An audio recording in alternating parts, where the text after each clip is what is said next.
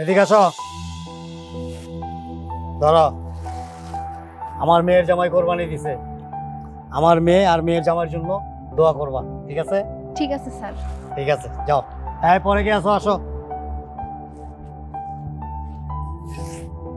ধরো, আমার মেয়ের জামাই কোরবানি দিছে, আমার মেয়ের জামাই আর মেয়ের জন্য দোয়া করবা। আচ্ছা ঠিক আছে স্যার। এই তুমি আসো। এই নাও কোরবানির মাংস, আমাদের জন্য দোয়া করবে যাতে প্রতি বছর এইভাবেই কোরবানির মাংস তোমাদেরকে দিতে পারি। ঠিক আছে স্যার। আসসালামু আলাইকুম। ওয়ালাইকুম আসসালাম। আসসালামু আলাইকুম। এই তুমি আসো। আই নো, আমাদের জন্য দোয়া করবে যেন আমরা প্রতি বছর এইভাবে তোমাদেরকে কোরবানি মাংস দিতে পারি। ম্যাডাম, আমার আরেক পোটলা গোস্ত দিবেন? আমার শাশুড়ি তো অনেক অসুস্থ, সে আইতে পারে না। আমার যদি আরেক পোটলা দিতেন তাহলে আমার শাশুড়িরে দিতাম। আচ্ছা দিয়ে দাও। আসসালামু আলাইকুম ম্যাডাম। পরের জন আসুন।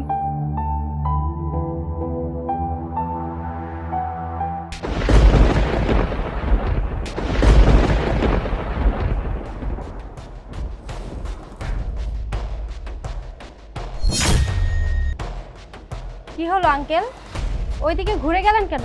মাংস নেন। না মা, আমি মাংস নেবো না, আমি মাংস নেবো না। দাঁড়ান, কেন মাংস নেবেন না? সেই কখন থেকে লাইনে দাঁড়ায় আছেন, এখন আপনার সিরিয়াল আসছে, আপনাকে মাংস দিতেছে, আপনি মাংস নেবেন না? কেন নেবেন না? বাবা, ওনাকে আরেক পোটলা মাংস দিয়ে দাও। সেটা বললেই তো হয়। ধরেন। আমি বললাম তো আমি এই মাংস নিতে পারবো না। মাংস নিতে পারবেন না কেন? এতক্ষণ তো মাংস নেওয়ার জন্য সিরিয়ালে দাঁড়াইছিলেন, তাহলে এখন কি হয়েছে? কি সমস্যা? কেন মাংস নেবেন না? আমি সেটা বলতে পারবো না, আমি মাংস নেবো না। আহা, উনি যেহেতু মাংস নিতে চাচ্ছে না, তোমরা জোর করতেছো কেন? চলে যাক না, সবাইকে তো মাংস দেওয়া হয়েছে, সবাই নিয়েছে, একজন না নিলে কি এমন ক্ষতি হবে?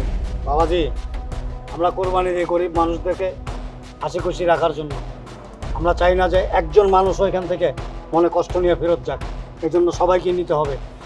আপনি কেন মাংস নেবেন না? যে এই গরু কুরবানি দিছে এই মাংস আমি খাইতে পারতাম না। কেন খাইতে পারবেন না? সমস্যা কোথায়? এসব কি বলছে এই লোকটা? আমিও তো বুঝতে পারছি না কি বলছে কি এসব। আপনি কেন মাংস নিতে পারবেন না? কি সমস্যা বলেন? শুনবেন, যে মাংস দিতেছে, যে কুরবানি দিছে, ওই আমার ছেলে, ও আমার ছেলে। আমার ছেলে গরু কুরবানি দিয়া সবাইরে গোস্ত দিতেছে, আর আমি ওর বাবা হইয়া ফকির মিসকিন হইয়া আমি গোস্ত নিবো? আমি এই গোস্ত নিতে পারতাম না, আমি এই গোস্ত নিতে পারতাম না। কি ব্যাপার বাবাজি, তুমি লক্ষ লক্ষ টাকা খরচ করে ইয়া বড় বড় গরু এনে কোরবানি দাও, আর তোমার বাবা ফকির মিসকিনের মতো কোরবানির গোস্ত ভিক্ষা করে নেয়? বাবা, উনি মিথ্যে কথা বলছে, একদম মিথ্যে কথা। উনি আমার কি করে বাবা হতে পারে? উনি আমার বাবা না, এরকম একটা ফকির মিসকিন কি করে আমার বাবা হতে পারে? এই লোকটা মিথ্যে কথা বলছে। এই আপনি এখান থেকে বেড়ে যান তো, বেড়ে যান। উনি মিথ্যা কথা বলতেছে? হ্যাঁ হ্যাঁ, আপনি সত্যি করে বলেন তো, আসল ঘটনা কি? আমি তো বললাম ওই আমার ছেলে। এটা আপনার ছেলে? হ্যাঁ। দেখেন, যদি আপনার কথা মিথ্যা প্রমাণিত হয় তাহলে কিন্তু আপনাকে কঠিন শাস্তি পেতে হবে। কিরে, আমি তোর বাপ না? বাপের অস্বীকার করতেছস? সামনে মান সম্মানের জন্য, টাকা পয়সার জন্য আমার অস্বীকার করতেছস তুই? শ্রাবণ, কি হচ্ছে এখানে? উনি কি বলছে এসব? আমি তো কিছুই বুঝতে পারছি না। এই লোকটা কি তোমার বাবা? কথা বলছো না কেন? এই লোকটা যা বলছে তা কি সত্যি? এই লোকটা কি তোমার বাবা? হ্যাঁ, এই লোকটা আমার বাবা। ছি ছি ছি ছি বাবাজি, তোমার কাছ থেকে আমি এটা কখনো আশা করিনি। তোমার কাছে অনেক শখ করে, অনেক আশা করে আমি আমার মেয়েটাকে বিয়ে দিয়েছিলাম। তোমার চাল চলন, পোশাক আশাক, কথাবার্তা সব কিছুর মধ্যে আমার একটা মায়া জন্মায় গেছিল। আমি ভাবছিলাম যে আমি একটা সৎ ছেলের কাছে, একটা ভালো ছেলের কাছে, একটা নীতিবান ছেলের কাছে আমি আমার মেয়েকে বিয়ে দিচ্ছি। অথচ এমনই ছেলের চরিত্র যে নিজের জন্মদাতা বাপকে পর্যন্ত স্বীকার করে না। তুমি লক্ষ লক্ষ টাকা খরচ করো, হ্যাঁ, আর তোমার বাবা ফকিরের বেশে রাস্তায় রাস্তায় ঘুরে ভিক্ষা করে দিন যাপন করে। ছি ছি, ছি, ছি। ভাই সাহেব, আপনার ছেলে আপনার সাথে কি করছে, কেন করছে আমি জানি না, তবে আপনার মুখ থেকে অবশ্যই আমি শুনব। আপনি আসছেন ভিখারির বেশে, কিন্তু এখন থেকে আপনি আর ভিখারির বেশে থাকবেন না। আপনার ছেলেকে আমাদের এখানে রাখি বা না রাখি, আপনি আমাদের সাথে টিকে থাকবেন। কি বলিস মা? তুমি ঠিকই বলছো, ওর মতো একটা বেয়াদবের সাথে আমি আর সংসার করবো না। ভাবনা, তুমি সব কি বলছো? তুমি আমার সাথে সংসার করবে না মানে? সংসার করবো না মানে সংসার করবো না। আমি তোমার সাথে কেন সংসার করব? তুমি আমাকে বিয়ের আগে কি বলছিলা?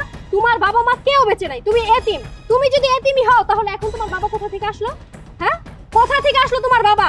আর তুমি তোমার বাবার পরিচয় কেন দাও না? তুমি জানতে চাচ্ছ আমি কেন তোমাকে মিথ্যা কথা বলেছি, কেন আমি আমার বাবার পরিচয় দেইনি? আসলে আমি গরিব পরিবারের ছেলে। আমি শহরে আসার পর, ভার্সিটিতে ভর্তি হওয়ার পর তোমার সাথে আমার পরিচয় হয়। তোমার সাথে পরিচয় হওয়ার পর আমি জানতে পারি তুমি একটা বড় লোকের মেয়ে। তোমার মতো বড় লোকের মেয়ে আমার মতো একটা চাষার ছেলেকে কখনোই বিয়ে করতে পারে না। তাই আমি আমার বাবার পরিচয় গোপন রেখেছিলাম। আমি বলেছিলাম আমি এতিম, এই পৃথিবীতে আমার কেউই নেই, আমার বাবা মা দুজনই মরে গেছে। এগুলো বলে আমি তোমার কাছ থেকে সিম্পথি অর্জন করেছি যাতে তুমি আমাকে বিয়ে করো। তাই আমি আমার বাবার কথা তোমাকে বলিনি, মিথ্যা কথা বলে আমি তোমাকে বিয়ে করেছি। বিশ্বাস করো, আমি তোমাকে অনেক ভালোবাসি, আমি তোমাকে হারাতে চাইনি। এর জন্য আমি আমার বাবার পরিচয় গোপন রেখেছি। তুমি অন্তত আমাকে ভুল বুঝো না প্লিজ। তোমার মতো একজন ছেলে থাকতে কিনা তোমার বাবার ভিখারির মতো কোরবানির মাংস নিতে আসতে হইছে? তোমার তো লজ্জা করা উচিত। হ্যাঁ, ঠিকই বলেছো, আমার তো লজ্জা হওয়া উচিত। বাবা, বাবা, আমার সত্যি লজ্জা হওয়া উচিত। আমি অপরাধী, আমি অন্যায় করেছি, আমি মিথ্যা কথা বলেছি। আমি সবাইকে বলেছি আমার বাবা মরে গেছে, আমি এতিম, এই পৃথিবীতে আমার কেউই নেই।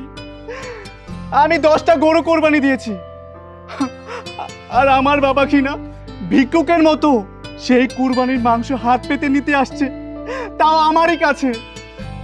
সত্যি তো আমার মরে যাওয়া উচিত, আমার বেঁচে থাকার কোনো অধিকার নেই। যে বাবা কিনা আমাকে মানুষ করার জন্য এত কষ্ট করেছে, দিনরাত পরিশ্রম করেছে, সে বাবা কিনা রাস্তায় রাস্তায় ঘুরে, রাস্তায় রাস্তায় ভিক্ষা করে খায়। বাবা, আমার মতো কুলাঙ্গার সন্তানের মরে যাওয়া উচিত। বাবা, ও বাবা, তুমি আমাকে ক্ষমা করে দাও বাবা। তুমি যদি আমাকে ক্ষমা না করো, স্বয়ং আল্লাহ আমাকে ক্ষমা করবে না বাবা। তুমি আমাকে ক্ষমা করে দাও, আমি অপরাধ করেছি বাবা, আমি অপরাধ করেছি।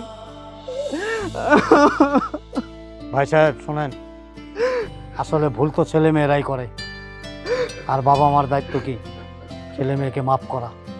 আপনি ওকে মাফ করে দেন, যেহেতু ওর ভুল বুঝতে পারছে, অনুতপ্ত হয়ে গেছে, আপনি ওনাকে মাফ করে দেন। আর কান্দিস না, তুই আমার একমাত্র ছেলে, তুই কাঁদিস না, যা, আমি তোর মাফ করে দিছি, আমি তোর মাফ করে দিছি। সত্যি বলছি বাবা, তুমি আমাকে ক্ষমা করে দিয়েছো? ঘরে বাজার, আমি তোর মাফ করে দিছি। ছেলে মেয়েরা বাপ্পার সাথে যত অন্যায় করুক, বাপ্পা রাগ করে থাকতে পারে না। ভাই সাহেব বলি কি, ওই যে লোকজন সব টাকায় আছে, আপনি তো বুঝতেই পারছেন। চলেন ভিতরে যাই। চলো বাবা, চলো। এই আবুল, এই মাংসগুলি ভিতরে নিয়ে আয়।